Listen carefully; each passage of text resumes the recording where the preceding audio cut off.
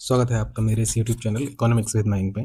आज हम बात करने वाले हैं, हम यहाँ कुछ सिंपल आंसर देखेंगे जो एस्पिरेंट्स ने लिखकर मुझे भेजे हैं, और उसमें से हम देखेंगे कि क्या मिस्टेक्स या क्या सुधार हम कर सकते हैं और हमको कैसे नहीं लिखना है और कैसे लिखना है, तो उस पर हम बात करेंगे।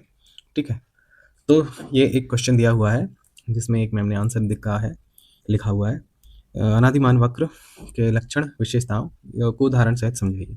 तो अब इस प्रश्न का जो उत्तर जिस तरीके से लिखा गया है, तो अगर हम उसको देखें, एनालाइज करें, तो हमें ये समझ में आता है कि इसका स्ट्रक्चर जो है बिल्कुल भी क्लियर नहीं है। जैसे कि यहाँ पर जो डायग्राम है और जो थ्योरी है वो पूरा का पूरा मिक्स हो गई है ना। तो हमको ऐसा नहीं करना है। एग्जामिनर जो है उसको समझने में टाइम लगेगा इस टाइप के आंसर्स को, क्योंकि उसमें एक तो पहला फ्लो भी नहीं बन रहा है। ठीक है, तो एग्जाम में इंपॉर्टेंट होती है कि क्लैरिटी होना। ठीक है, क्लियर हर एक चीज अपनी बात समझ में आए, चीजें पॉइंट वाइज हो तो ज़्यादा बेहतर रहती है। ठीक है, दूसरा हम यहाँ देखते हैं कि यहाँ जो क्लाउड जो है, ये क्लाउड्स हमको देखने को मिल रहे हैं, उनका कुछ ज़्यादा ही यूज़ किया गया है। ठीक है, तो ये हर जगह क्लाउड बनाना एक अच्छा आइडिया नहीं है। ठीक है, ये एक ऐसा लगता है जैसे कि स्कूल का प्रोजेक्ट हम लिख रहे हैं, तो ये प्रेजेंटेशन एक मैच्योर्ड फील नहीं कराती अपने आंसर को। तो हम इस प्रकार का आंसर देने से या ऐसी इस प्रकार से आंसर लिखना हम बचेंगे कि हम ऐसा ना लिखें। हाँ, अपने नोट्स में आप लिख सकते हो इस तरीके से, बट वहाँ नहीं करना है हमको। तीसरा है कि जो डायग्राम है उसकी पोजिशनिंग भी सही नहीं लग रही है इसमें। ठीक है, ग्राफ जो है वो बहुत छोटे हैं कि क्लियर ही नहीं है, विजिबल नहीं है, हैंड राइटिंग भी छोटी है।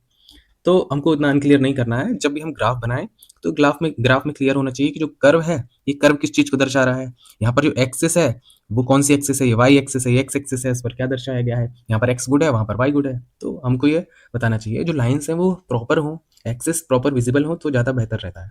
जो आंसर है उसकी लाइन्स जो है, जैसे ये कहाँ है, कहीं बीच में लिखा हुआ है, कहीं जो है ऊपर लिखा हुआ है, तो लाइन के ऊपर है, कुछ शब्द जो है बीच में है। तो हमको इस तरीके से नहीं, हमको स्पेसिंग और अलाइनमेंट जो है उसका ध्यान रखना है आंसर लिखते समय। अभी मैं जैसे जो बातें कर रहा हूँ, तो हम उस टाइप से मैं बता रहा हूँ कि आप हम क्या क्या गलतियां करने से बच सकते हैं।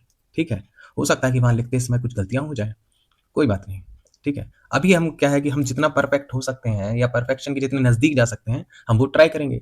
तो अगर हम वो सारी चीजें हैबिट में बिल्ड करने का ट्राई करेंगे तो हमारा उस समय तक जब हमको आंसर लिखना है तो चीजें बहुत बेहतर हो जाएंगी। जैसे कि मैंने कहा है कि हमको डेली प्रैक्टिस करना चाहिए, 2 से 3 क्वेश्चन तो मिनिमम लिखने ही चाहिए। प्रैक्टिस करेंगे तो हम बेहतर आंसर लिख सकेंगे, है ना। अगर हम ट्राई नहीं करेंगे तो फिर प्रॉब्लम रहेगा। अब हेडिंग जो है तो हमको क्या है, हाईलाइट करनी चाहिए। जैसे कोई जो इंपॉर्टेंट शब्द है या टर्मिनोलॉजी रहती है उसको हम हाईलाइट कर दें तो ज़्यादा बेहतर रहता है। ठीक है, अगर इस आंसर को डायरेक्ट पॉइंट वाइज लिखते तो बेहतर रहता। टेक्निकल लैंग्वेज का यूज़ करना चाहिए, क्रिस्प सेंटेंस होना चाहिए। उस तरीके से हम अगर आंसर लिखें तो ज़्यादा बेहतर रहेगा। अब यहाँ पर लाइन जैसे लिख के ये यहाँ से यहाँ तक ले जाए, फिर यहाँ से यहाँ ले गए, एक प्रॉपर नहीं बन रहा है ये आंसर। ठीक है, तो ये आंसर सही नहीं रहता। अगर आप लिखते इसको किस तरीके से कि पहले आपने डेफिनेशन लिख दी, ठीक है, डेफिनेशन के बाद फिर आपने ये पॉइंट लिखा कि पहला पॉइंट लिखा, उसको एक्सप्लेन कर दिया, फिर यहाँ डायग्राम बना दिया। फिर दूसरा पॉइंट लिखते, उसको एक्सप्लेन किया, यहाँ साइड में डायग्राम बना दिया। तो उस तरीके से हम आंसर लिख सकते हैं। बस हमें ये गलतियां नहीं करनी है। तो इसमें हम क्या सीखते हैं कि फॉर्मेट जो है वो क्लियर होनी चाहिए, कीवर्ड जो है हम उनको अंडरलाइन करें तो बेहतर रहेगा।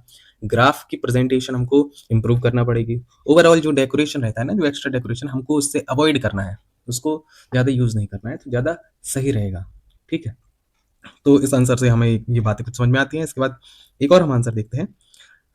एक और ये आंसर लिखा हुआ है, ये आंसर अच्छा, उस आंसर में जो हमने देखा, जो हैंडराइटिंग है उसको थोड़ा बड़ा किया जाए ना तो ये बहुत सुंदर लगेगा, और साफ तरीके से अगर यही आंसर लिखा जाए ना तो पॉइंट जैसे कंटेंट बहुत अच्छा भी है, तब भी उसको पढ़ने में एक फ्लो नहीं बन रहा है। तो ऐसा नहीं होना चाहिए, है ना।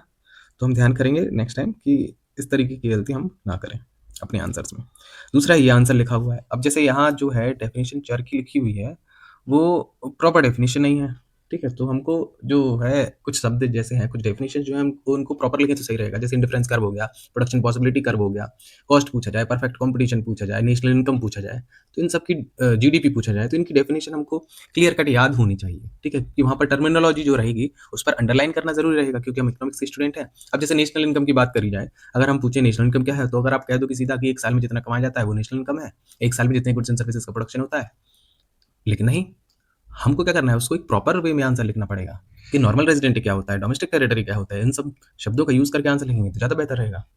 ठीक है, अंडरलाइनिंग जो है, अब यहाँ पर हमको मुझे एक समस्या देखने को मिल रही है, जो अंडरलाइनिंग जो किया गया है, जैसे ये अंडरलाइन है, ये अंडरलाइन है, ये अंडरलाइन है, ये बहुत इनकन्सिस्टेंट सा समझ में आ रहा है। ठीक है, उसमें कोई कंसिस्टेंसी नहीं है। अब ये असत चर लिखा है, सतत चर लिखा है, ये किस चीज़ का है, तो यहाँ चर नहीं लिखा हुआ है। मतलब ये नहीं भी करते ऐसा ना तो चल जाता। यहाँ पर चर के 2 प्रकार लिखे, पहला लिखते और दूसरा लिखते। हाँ, अब यहाँ चर जो लिखा है इसका उदाहरण भी नहीं लिखा हुआ है, तो हमको उदाहरण मेंशन करने की ज़रूरत है। जब हम कोई चीज़ डिफाइन करते हैं और उसका अगर उदाहरण है, तो ये बेहतर रहेगा कि हम उसका उदाहरण लिखें। ठीक है, अब यहाँ जो है ये काटा-पीटी तो हमको करना ही नहीं है। अभी हम जैसे भी आंसर लिखें, ट्राई करें कि हम किसी प्रकार की काटा-पीटी ना करें। ठीक है? तो उससे हमारी क्या होती है कि जो आंसर है ना, कंटेंट बढ़िया भी हो ना, तो भी हमारी प्रेजेंटेशन वीक हो जाती है। हमको ध्यान रखना है कि प्रेजेंटेशन वीक ना हो। मार्जिन्स जो है उसको मेंटेन करके रखें। जैसे यहाँ पर साइड्स दिख रहा है, कहीं यहाँ से स्टार्ट हो रहा है, कहीं यहाँ से थोड़ा पीछे से हो गया, थोड़ा आगे से हो गया। तो एक लाइन अगर ड्रॉ कर लेंगे ना इस तरीके से, और थोड़ा इधर से, और फिर आंसर लिखेंगे तो ज़्यादा बेहतर रहेगा। जिससे कि हमको एक हैबिट बिल्ड हो जाएगी। ठीक है? ज़्यादा हो तो पेपर को उधर से फोल्ड करके भी लिख सकते हैं आंसर। हैबिट में आ जाना चाहिए। ठीक है? दूसरा, हम अगर पॉइंट्स को जो है नंबरिंग दे दें, जैसे ये पहला सतच्चर है, दूसरा असतच्चर है, सतच्चर असतच्चर जो लिखा हुआ है, तो बेहतर रहेगा। कंक्लूजन जो है हमें उसको स्ट्रॉन्ग रखना है। ठीक है? कंक्लूजन वो स्टेटमेंट होता है कि आपने जो पूरी बात कही है ना, वो उन 2 लाइनों में समा जाए। ठीक है? इस प्रकार से अगर हम देंगे तो आंसर रहेगा। मैंने पहले भी स्ट्रक्चर बताया हुआ है कि हम इंट्रोडक्शन लिखेंगे, बॉडी लिखेंगे, उसके बाद हम क्या करेंगे, कंक्लूड करेंगे पूरे आंसर को। ठीक है? तो ये 2 हमने आंसर्स देखे। आंसर का कंटेंट गलत नहीं है, कंटेंट सही है, बस हमको प्रेजेंटेशन का तरीका थोड़ा और बेहतर करना है। ऐसा नहीं है कि इसमें मार्क्स नहीं मिलेंगे, मार्क्स नहीं मिलेंगे। बिल्कुल, ये दोनों आंसर सही है। बट अगर हम इम्प्रूव करें तो और बेहतर मार्क्स मिले, तो हम उसी के लिए तो कर रहे हैं। हम डेली प्रैक्टिस क्यों कर रहे हैं? इसीलिए तो कर रहे हैं ना। तो अगर हम इन चीज़ों को अपनाएंगे तो हम बेहतर आंसर लिख पाएंगे। एक आंसर है मेरे पास, हम उसको देख लेते हैं कि जैसे ये आंसर लिखा हुआ है, इसमें मुझे क्या दिख रहा है, जैसे क्वेश्चन लिखा हुआ है, क्वेश्चन को कितनी साफ सफाई से लिखा हुआ है, जो चीज़ें अंडरलाइन की जानी चाहिए वही चीज़ें हमको दिख रही हैं, अंडरलाइन की गई हैं यहाँ पर। ठीक है? प्लस यहाँ पर मतलब ये आंसर देखिए आप, ये आंसर थोड़ा ये आंसर अच्छे तरीके से लिखा हुआ है इन्होंने।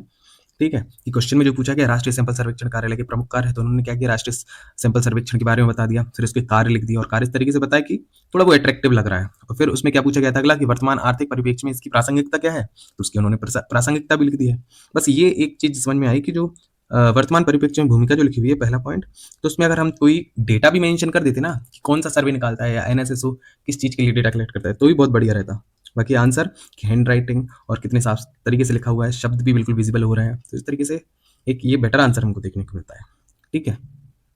एक और ये आंसर है, जैसे कि ये क्वेश्चन लिखा हुआ है, ये आंसर बिल्कुल सही है कि क्वेश्चन जिस प्रकार से पूछा गया है थोड़ा हैवी क्वेश्चन है कि उदासीनता वक्र को परिभाषित कीजिए, समझाइए कि उदासीनता वक्र बाएं से दाएं और ढलान वाला क्यों होता है। तो उन्होंने क्या किया, पहले उदासीनता वक्र को समझा दिया, फिर उस डायग्राम को प्रॉपर बनाया हुआ है। ठीक है? फिर उसके बाद एक्स एक्सेस वाई एक्सेस के गुड्स भी लिख दिए, उसकी 4 पॉइंट्स भी लिख दिए, और लास्ट में उन्होंने पूरा ही समझा दिया कि यह बाएं से दाएं और क्यों होता है, फिर लास्ट में निष्कर्ष लिख दिया। इस तरीके से भी हम अगर आंसर लिखें तो ये भी है। आंसर लिखने का तरीका अपना अपना होता है, अपने अपने हिसाब से आंसर लिख सकते हैं। बस हमें ये देखना है कि हम अपने आंसर के लेवल को कितना बेहतर बना सकते हैं। ठीक है? तो इन बातों का अगर ध्यान रखें तो हमारे जो कुछ आंसर से बेहतर हो सकते हैं। ठीक है? तो इन बातों का अपन हम फॉलो करेंगे तो हम एक बेहतर आंसर लिख सकते हैं।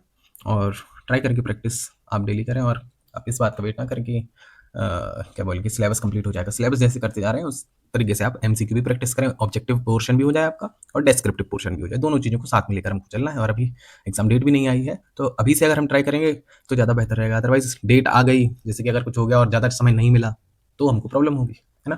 तो अभी से आप करते जाएँ तो बढ़िया रहेगा। ठीक है? बाकी नेक्स्ट लेक्चर है जो वो कल रहेगा। बाकी मैं जो है मैंने इसके वीडियोस डाले हुए हैं। माइक्रो इकोनॉमिक्स मैंने स्टार्ट की हुई है, 2 चैप्टर करा दिए, तो हम उस तरीके से पढ़ रहे हैं जिससे कि हमारा पूरा पीजीटी इकोनॉमिक्स जो है ये हमारा एसकेवीएस एनवीएस का कंप्लीट हो जाए। ठीक है? तो आप देख सकते हैं, वो प्लेलिस्ट मैंने बनाई हुई है, और टेलीग्राम के ग्रुप पर भी ज्वाइन कर सकते हैं। तो वहाँ मैं क्या करता हूँ कि आप जो आंसर भेजते हैं मैं उसको एनालाइज करके आपको बता देता हूँ कि आपको कहाँ सुधार करने की आवश्यकता है, जिससे कि आपकी आंसर राइटिंग बेहतर हो जाए। ठीक है? और इसमें कोई भी पैसा नहीं लगेगा, आपका फ्री है। ठीक है? तो आप इस गाइडेंस का हेल्प ले सकते हैं। ठीक है? Thank you.